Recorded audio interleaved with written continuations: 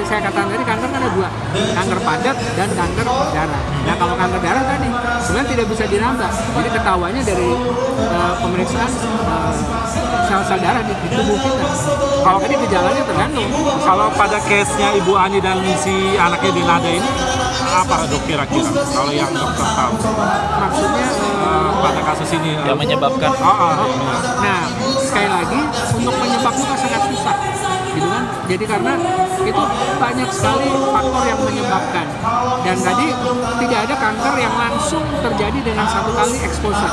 Nah, jadi kalau ditanya penyebabnya apa, waduh, itu yang kita harus tanya kembali, baik ke Bu Ani maupun ke putranya Denada. Kira-kira dulu ada kebiasaan minum, ada faktor-faktor yang dianggap faktor risiko.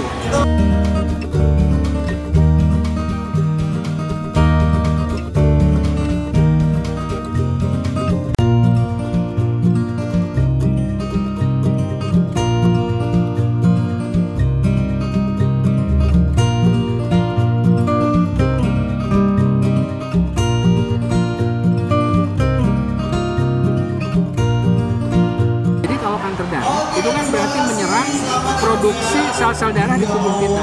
Nah, itu terutama di sumsum tulang. Nah, di sumsum tulang itu ada 3 produksi sel darah utama: sel darah merah, sel darah putih, dan ada namanya sel trombosit atau keping darah. Yang fungsinya kalau sel darah tentunya untuk oksigen, makanya kulit kita bisa berwarna merah. Kalau sel darah putih untuk pertahanan tubuh kita, kalau sel keping darah untuk pembekuan. Jadi kalau terganggu bisa terjadi gangguan itu. Jadi misalnya kalau dia turun sel darah merahnya atau hemoglobin jadi lemas, pasiennya pucet, nggak nafsu makan, dan seterusnya. Kalau sekarang sebaliknya ada gangguan pada sel darah putihnya, kalau sel darah putihnya itu yang pada leukemia misalnya, itu akan justru akan berlebihan prosesnya sehingga bisa terjadi proses infeksi, pasiennya demam dan seterusnya. Kalau sekarang mengganggu sel trombosit, tadi gangguan pembekuan, bisa pasiennya berdarah, bisa ada biru-biru, kadang sampai ada perdarahan.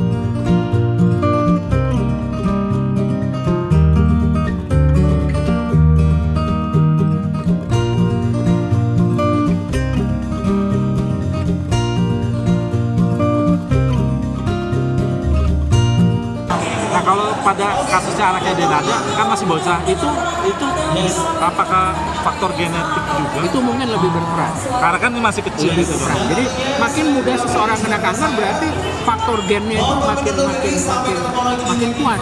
Mungkin ada faktor keturunan juga mungkin. Karena makin cepat kan terjadinya. Tapi kalau pada usia yang lanjut berarti betul-betul faktor lingkungan yang sangat berpengaruh. Dok.